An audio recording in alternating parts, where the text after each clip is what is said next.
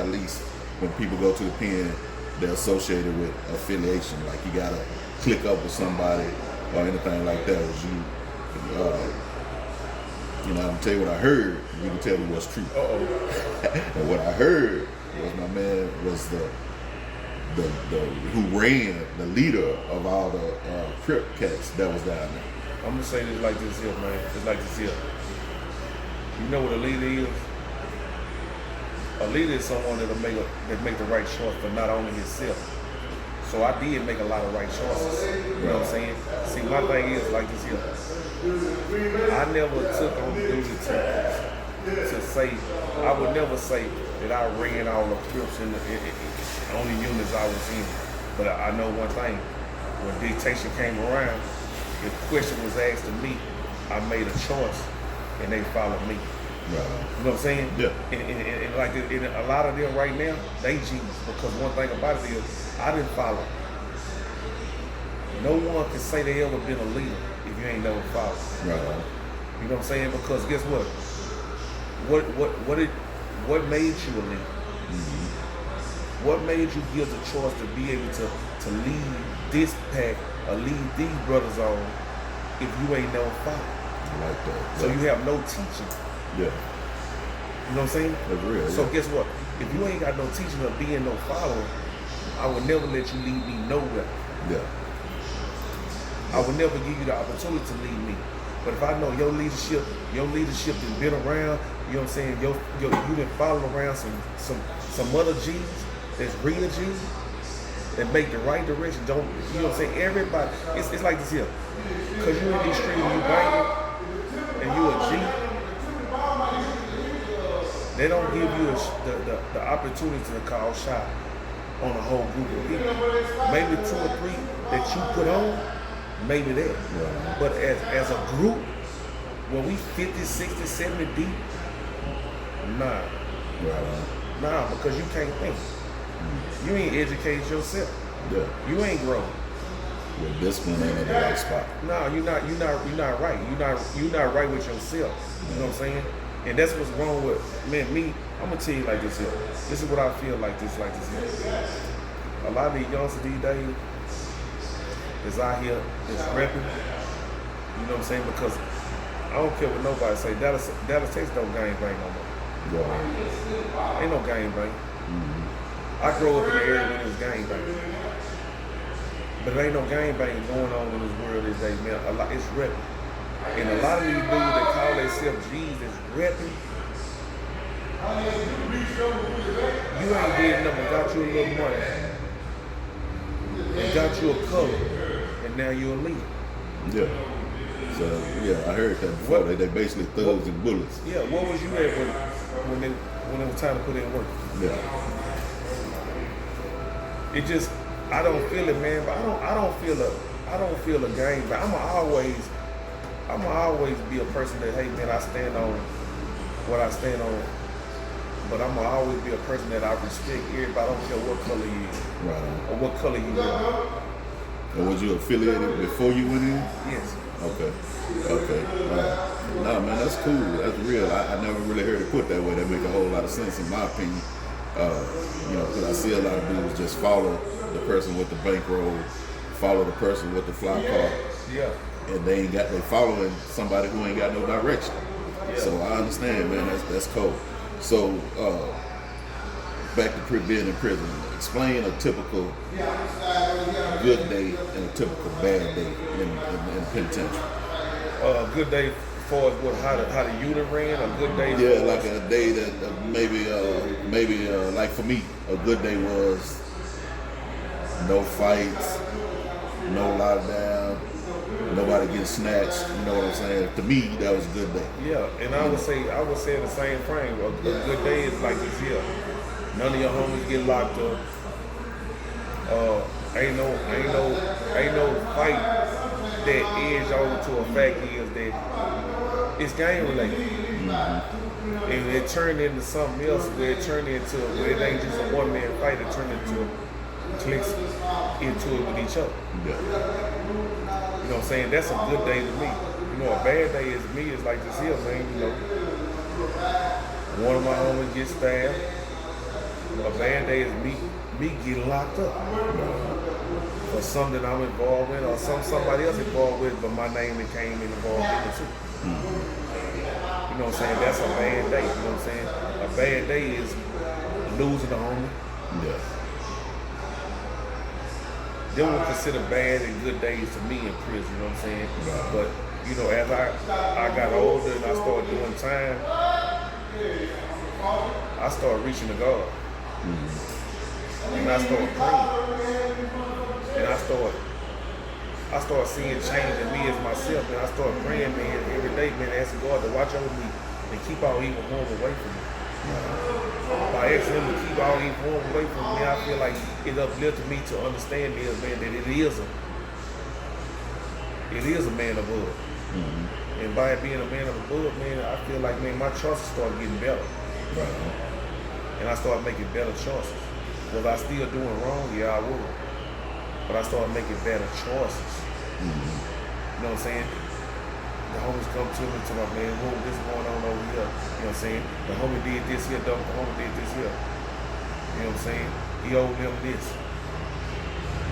Alright. Where you? Hey, you did this here? You owe this here? Yeah.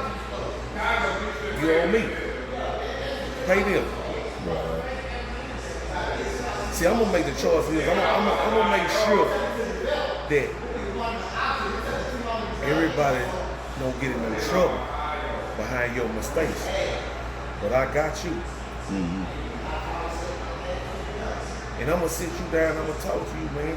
If you make the same choice again, man, hey, man, when desperate time come up, man, you face what you face, man, because you put yourself in that situation. I already woke you up one time, and guess what? I completed the whole mission, man. I made sure they were taken care of. I made sure the drummer was down. And you went out and made the same choice again, so that's on you. Already. Yeah, that's, I mean, that, again, that makes sense. I remember this OG cat told me that it's like if you walk into the store and you step in a pile of dog shit and you continue to the store on the way back, you should know it's right there and be able to walk around it. Man, come on. You know what I'm saying? Now, you said you started praying, man, and I know a lot of people, they call them, I forgot the name they had for them, but they say they find religion in the jailhouse or whatever. So, you're a black man, your mama's still alive, so I'm almost sure I can say that you had religion in your life before you went to the jail. Yes, I did. But now, do you feel like it got stronger when you was in the joint? Did that become your faith? No, it's like I had more understanding on it. See, being young, I went to church with my mama. I went to church, but I was there because I had to be there. Yeah. Get up. Get ready. Yeah. I'm just like the average young person. I be glad when it's over, you know what I'm saying? Yeah. You know, I like the singing, but the talking, my mind is 100 different other places. Or what I could be doing. You know what I'm saying? Yeah. So I didn't have an understanding of. So when I got in saved, I started reading the Bible. I started reading the Quran. I started getting an understanding on religion itself, period. So when I started getting an understanding, man, it's like this here. I started having more faith that it is a God. It is a man above. It is someone that I should look up to for everything. Yeah, you think, I heard you say you started reading the Quran too. And I know a lot of people who I know who was either Muslim or converted to Muslim, they start to not believe in the Christian walk, so to speak. Do you feel like those two can go hand in hand, or you feel like one is real and one ain't? I'm gonna tell you just like this here, man. I don't like nobody for how they believe. I never will, because I have studied the Quran, but it's like this here. When it came down to it, I went back to what I know. And I stuck with what I know, and the fact is, it's like this here. You could be my partner, we can grow up together, you know what I'm saying? You go to prison and you change your religion, and you give it to me and you let me, I'm gonna read into it. If I don't feel it, I don't feel it. I'm gonna go back to what I know. Right. When my hard time was right there, this is what I knew. When I started doing better and started reading and started getting on my knees and asking him for change, things started having better for me. I'm gonna stick there. You know what I'm saying? And see, that's the thing about it. You know, I'm not gonna say everybody, but a lot of people, man, they go to prison, man, and they start seeing people in the Islam. You know what I'm saying? This is the black man thing.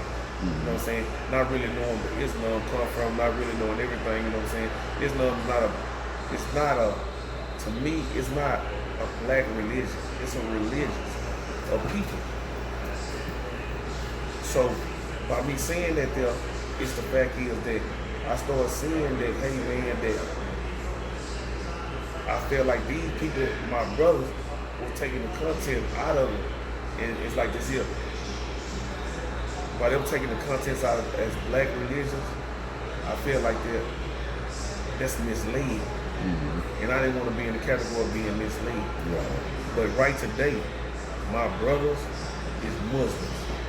My brothers is Christians. They're my brothers because guess what? We all went through that struggle together. We all grew together. We were raised together. You know what I'm saying? You know, I spend more time in prison than I spend at home with my mom. You know what I'm saying? So I have a unique love for people that I did time with. Because we growed up together. You know what I'm saying? I know one thing about you, you know what I'm saying? By being around you so many years, you know what I know? If you're a morning person or you're not. I know I can't mess with you in the morning because you're not a morning person. You know what I'm saying? That's growth together. We grew brotherly love because we grew up around each other. We had been around each other so many years. And that uniqueness right out here in the streets today, I keep a bond with all the people that I did time with. The one that was on the level that I was on. Everybody, it's gonna come back on if you go to move, I think. Here's a sense. But that's the way I looked at it, man. You know what I'm saying? You know, Christianity, when I grew up, man, that's the life I live. Yeah, and I know that's real when you say that you learn things, because, man, like I say, I was there a short time and it tripped me out. This dude called Philly, he woke me up one morning, because I didn't like to be woke up. Fuck child, fuck all that. But he woke me up, and this cat knew me about 6 months. Hey, Diamond, we having pancakes this morning, man. Hey, you can put in the time to know that I'll get up for pancakes. And that was real to me, you know what I'm saying? Because I could have missed my pancakes. My man looked out for me, you know what I'm saying? So I feel you when you say that. So let's go to, let me see where we are. Stop. All right, so let's go to your stretch. You about to come home. You about to get out of the joint. You done been through a whole lot of shit, ups and downs. You done learned a whole different way of living. What did you do to prepare yourself to come back into society? This is what I did, bro. I was down there, man, and I was making moves, man. So I started putting myself in an environment around different type of people. You know what I'm saying? You know what I'm saying? We might click over here because we already. I started mingling out and started meeting other people, man. People that hey man, made a choice, man. You know what I'm saying? But they wasn't really bad people, man. They just made a bad choice. And I started learning, man. Hey man, this is what's going on in the world right now. Cause they just left. This is what's going on in the world right now, man. The trucking business is booming. It's booming, man. Did you, because you have a trucking business now, right? Yes, sir. But when you came home, was that a goal? Did you know coming home out the joint, man, I'm going to look into trucking, or was that something you got into all the way after you got out? I'm gonna tell you, bro. The son is God's truth. When I got out of prison, the first day, my wife at the time took me to get my ID. By the 7th day I was out of prison, she took me back down, because you know how it is in these big cities. She took me down there where she was from, Athens, Texas. Took me back down there. And the 7th day, I was getting my license. Hey, I went up there and I was told when I went to parole, I went to see parole. They said that the benefits that they have and all this here, you know what I'm saying? We can go to the Texas Workforce Commission. So I was turned on to somebody at the Texas Workforce Commission that I can apply for a grant. So I applied for the grant. I had to go to these classes. Had to go to this. The grant was called a WIA grant. The grant was a career job grant. And what career job is? A career job is something that's gonna pay you over $30,000 or $40,000 a year. Okay. You know what I'm saying? Something that you can make a career out and grow with. Okay. So I went through the program, went through the classes, passed the tests and everything. So when I passed all that, they approved me for a grant to go to truck driving school. Okay. So I went to truck driving school. I was going to truck driving school, still in classes for prison, for TDC. Okay. And I went to truck driving school in Waco, Texas, ATDS, American Truck Driving School. So it was some nights that I had to get out of class at 5 o'clock and be in a class in Dallas at 7:30. And I would be in class, and the first 2 weeks I would get there, and I would get in, I would get there, get to class 7:45. So I went to one of the instructors in the truck driving school, and I told him, like, man, hey man, I just got out of prison. It's on Tuesday and Thursday night, I have a class. I'm gonna have to leave a little early if it's all right with you. He started allowing me to leave a little early. Yeah. So when I left a little early, I started making no class, but I completed my class and I completed truck driving school. And I got into driving trucks. So the grant paid for your whole truck driving school? Paid for it paid for me because I went to a school that a friend of mine made, rest in peace, he's not alive no more, that turned me on to. I went to a truck driving school in Waco. It's called American Truck Driving School. And he told me like this here, he said, you can go to truck driving school around here while your partner's going. He said, but it's like this here. I want you to learn how to drive a truck. I feel like you go out to these country folks gonna teach you how to drive this truck. Yeah. So I went out there. And I still had rebellious when I went out there because they were real strict. Yeah. You know what I'm saying? Yeah. It's strict, you know what I'm saying? Something I didn't learn now, you know what I'm saying? All that riding that gear, in the gear, they didn't play that. Yeah. When you do that there, hey, all right, pull over right here. Park, get in the back, next driver. Damn. You know what I'm saying? So you had to learn, you know what I'm saying? So I give him all the props in the world because he sent me somewhere where I really learned how to maneuver and drive this truck and be aware of what's going on this road. Okay. So driving trucks was something that was placed in front of you and you just kind of took to it. Yeah, it was. Let me say this here. This is something that my uncles and them did. They drove trucks for years and years. It's something that, you know what I'm saying? I know one thing is once I had a criminal record, this was the only thing that I was going to be successful in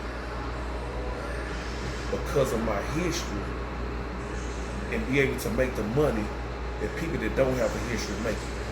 But these are choices you made after you was home. I'm saying like when you was getting ready to come out, when it was just say 5 days before your release date, was your thought process, I'm gonna go home and I'm gonna, drive trucks or I'm gonna do right, or was your thought process like, man, they let me out here, I'm finna be the baddest motherfucker in those scene inside Dallas? No sir. I had within the last year, before I even made parole, last year I already had the CDL book. It was sent to me in prison. Oh shit. Nah, it wasn't on me, I'm gonna go out here and be the bad. Nah, it wasn't there because I know one thing. I look at life like this here. I heard it for years over in prison because you know what I thought? My mama was gonna pass while I was in prison. Yeah. You know what I'm saying? Yeah. So when I got out of prison, I said to myself, when that day comes that I gotta bury my mama, I'm gonna be there to do it.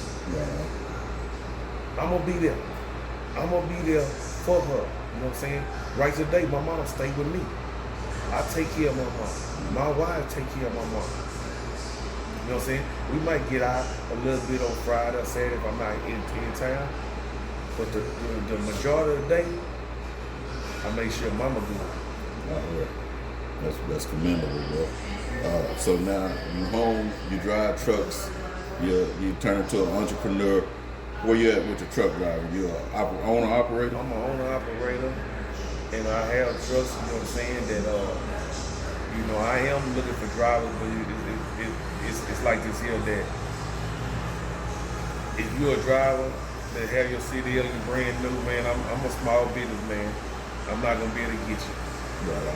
Because insurance is to the point where, man, it's like this here, man, there's so many people that come out of school, man, that's not mentally ready for their truck. Yeah. And they making wrecks and they causing crashes, man, it's costing them so much money, man, that the fact is they want you to have 12 to 18 months. My insurance company wants to have 12 to 18 months before they will even sign you up. Okay. Well, that makes sense. You know what I'm saying? And so, my look, what I tell everybody is like this here. You go get with Snyder, you go get with Swift, go get your experience under your belt. Go get that experience, man. You're not gonna make the millions of dollars, the hundreds of thousands of dollars a year that you want to make your first 2 years, but you're gonna get the experience. So when you do branch off and go to somebody that's a small person, a small business man, or you get your own truck, you already got that experience. You know how over this road go, you know how things go. Mm-hmm. And another thing about my business, man, is like this here that my trucks travel. Yeah. You know, if you the type of person that you got to be at home every night, man, you know what I'm saying? I'm not a person to be able to deal with on that level because I need somebody that's going to get out there on that road and go get him some money. Keep go get him him a bag. Yeah, go get him a bag. Yeah. Go get you some money. Yeah, plus that experience is priceless. You can pay to get them trucks fixed and everything, but you can't. That experience is priceless. Oh yeah, man, yeah. You know what I'm saying? You want somebody in that truck. You want somebody to treat it. You know what I'm saying? That's my whole thought. Is whatever person I drove for, I treat that truck like it was mine, like I owned it. Yeah. You know what I'm saying? Yeah. You know, I ain't trash your truck. I ain't do none of that. I kept that truck up just like if I was in that cell in prison. Yeah. I ain't had trash all around me. I cleaned it. I did it just like that there. You know what I'm saying? And that's what you want in a driver. You want a driver to be able to know one thing is, hey, man, I might be the owner of this truck, but that truck is yours now. Yeah. Then it's some money maker. Take care of that truck. Do your pre-trip. Do your post-trips. Do everything you're supposed to do to make sure that truck is running right. You know what I'm saying? That's what's up. So tell me about you own other businesses besides the trucking Well, company? I have a business now, man, that I got into, man. We have a club, man. We have a club, man, and it's in South Dallas, man. You know, and it's small and it's new, man. But what it is, man, is more like an event center where I host parties for people. If you have a party. You know what I'm saying? It don't matter what group or how many people it is, you have a party. Mm-hmm. I have a building for you to do a party in. It's a brand new building. It's nice, roomy. Yeah. You know, and I'm open to open up for events for anyone. Okay, already. And you got more businesses? No, sir. That's all. I'm into trucking. I'm into this here right now, man. I'm looking to grow in the other thing. I keep looking at your T-shirt. Keep caught my attention because it's damn near the same as my company is called Original Game. But my logo is OG, but it got the Original Game wrote in the O and the G. Yeah, this is a family. That's a family. Yeah, this OG Original Good. This was started by two of my partners. Okay. Def Mac and Big Milk. This was started by them, man. This is a family that's been going on for a long time. All right. It's like this here. You know, everybody want to consider themselves as original gangsters. Mm-hmm. We consider ourselves as original good people. Yeah.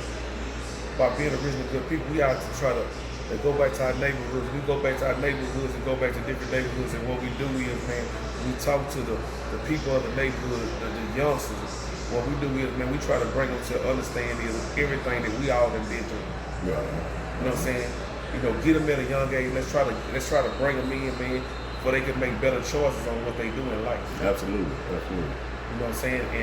And it's like this here. That's what we do, man. We small, but we're growing. But I got videos and everything where, you know, I got pictures and stuff in my phone where Deion Sanders had the OG hat on. Okay, that's what's up. A lot of big time people that had the OG hat on, man, to represent what we trying to do for our neighborhoods in Dallas. Yes. You know what I'm saying? Because to me, I feel like, man, we have a strong envy in Dallas towards each other. Oh yeah, definitely. Always have. You know what I'm saying? And I feel like, man, that's what stopped us from growing, man. It stopped us from growing in this music business. It stopped us from growing in this business like this here. If I find a contract and you got trucks too, I'll go over here and mess with somebody that I don't know before I give it to you. Yeah. That's crazy. And I feel like, man, that hey man, we all stuck together in this trucking, in this music, in life period. We stuck together, man. We'll be farther, we'll be bigger.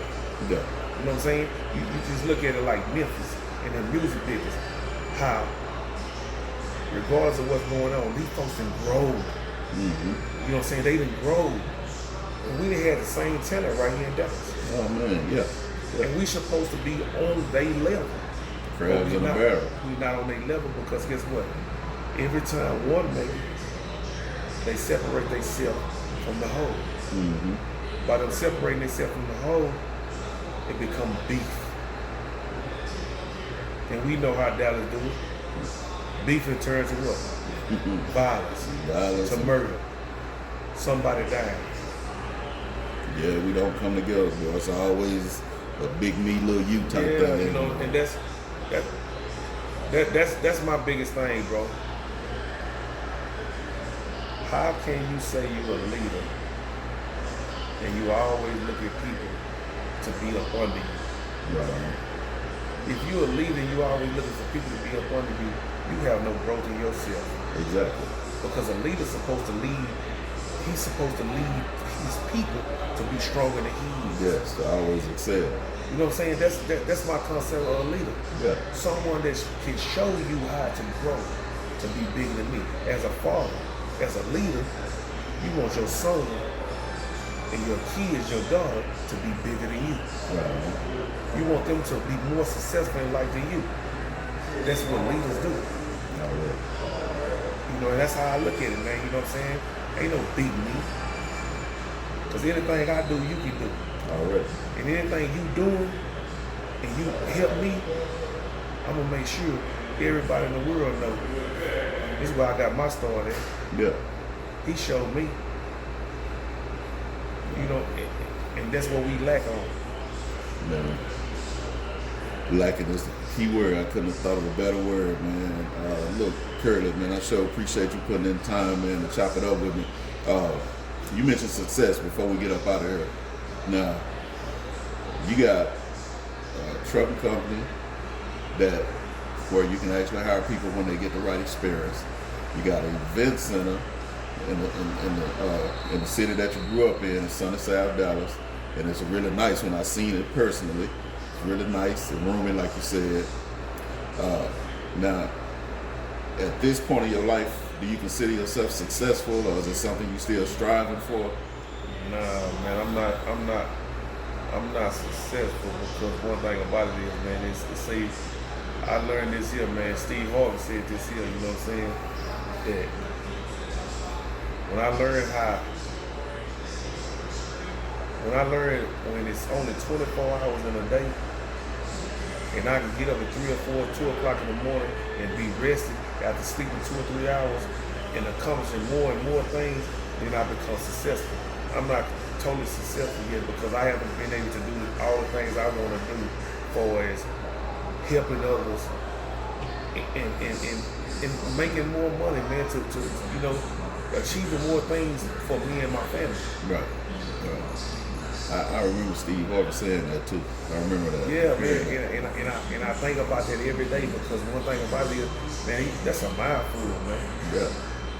Yeah, and it's somebody with a proven blueprint. Man, that's it. Hey, proven, man. Yeah, I always tell my brother, man, I follow very little people, but if I choose to follow somebody, it's gonna be somebody with a proven blueprint and somebody, like you say, who know how to.